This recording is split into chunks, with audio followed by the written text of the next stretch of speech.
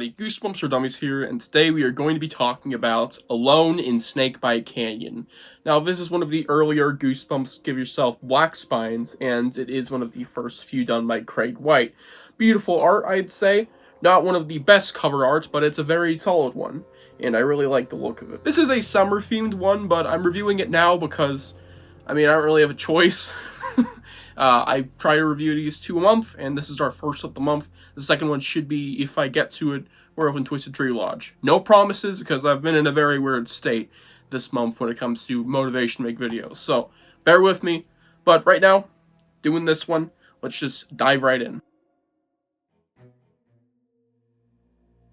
'Tis blurb time. Shake, rattle, and run! Want to fly like an eagle? Better yet, want to be an eagle? Or a bear? Or a fish? Then check out the souvenir shop in Snakebite Canyon. They've got a pair of dried up snake eyes with the power to turn you into a real animal. Maybe you'd like to buy a map of the lost gold mine. You could strike it rich. Or you could get attacked by a giant kid-eating spider. The choice is yours in this scary Goosebumps adventure that's packed with over 20 super spooky endings. Anyways, this is a very, very good GYG. I thought this one was just genuinely great. It had a lot of entertainment value, just some minor flaws holding it back from being one of the absolute, top 5, but still a very good one. With the 2 arcs being the Snake Eyes arc, where it's basically the plot of Animorphs, in a way. The central idea of morphing into animals, that plot is. And the Goldmine arc, where you have to do some Indiana Jones crap, or at least I'd imagine it to be. I don't know, I've never seen the film, but it's kind of like, I assume. It's just, this book is so fun because of that. This has 2 really fun arcs, and I think they are just super, super enjoyable. I would be surprised if anyone walked away from them going, wow, I had no fun at all. Those are some very fun arcs, and there's some puzzles thrown in there, which is something I quite like. And most of the endings in this book are, great. 90% of them all, I'd say, or more, are good or okay, at least. Super solid consistency there. But yeah, this book is super fun overall. I especially liked, my preferred arc is the Indiana Jones, treasure map arc. I thought that one had the best material in it. I like the spider sequence. That one's really good. As advertised, there's also something involving possibly a ghost night. That's a little early on in the book. Then you have the Snake Eyes sequence, which has a lot of...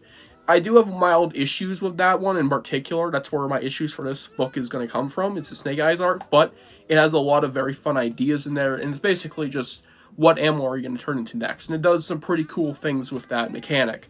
And yeah, there's also the threatening villain of the snake creature trying to hunt you down if you go to Snake Eyes arc and it wants its eyes back. It's pretty cool. But yeah, this is a very fun GYG, and I highly recommend it, though it does have 2 little issues. This one's pretty self-explanatory. It's just a bit directionless, the Snake Eyes arc. I don't know what it was going for. It's just like running around in circles, doing the same mechanic over and over again, really honing in on it. And that's fine and all, as long as it has some progression and goes somewhere, which it really didn't. The whole time you're just trying to evade the snake creature while you're turning into different things and trying to get back home. Unless you go intercepting arcs or something like that. But either way, it's like, why? Where are we trying to go with this? And I felt like it was just blatantly just trying to really cash in on that mechanic, and it didn't know what else to do outside of that. I don't know. It's not the best arc, but I still had a lot of fun with it. It's just like I could have used some more of the direction. Also, there's some intertwining fallacies between the arcs where, and this is from Snake Eyes arc still, where you're naked. I don't know how else to put it, but for some reason they decided, and this is going to be easily avoided by saying, oh, you're still in your clothes. Because it brings up a whole plethora of literal issues, not just because it's weird, it's just straight up, there's some literal contradictions. Like, let's just say you could be naked for half the story, and it's never even brought up when you're in the presence of other people, and it's like, what? I don't know, it's a literal fallacy because of the intertwining of the arcs, specifically from Snake Eyes to the other arc, the treasure arc. It's literal fallacies. I don't know what the hell they were thinking. It's just something they could easily avoided. As well as it leads to one of the worst endings I have ever read. Like, alone, this takes off 0.25 for the book. So it's not getting a perfect score, obviously. And the ending consists of you flashing a group of hikers. That's the final ending I read, by the way. I don't want to think about that. What the fuck? Anyways, still a really fun book, but just some weird issues. Overall, 9 out of 10. I really liked this. I had a lot of fun with it, and it had a lot of great ideas, and it was very creative.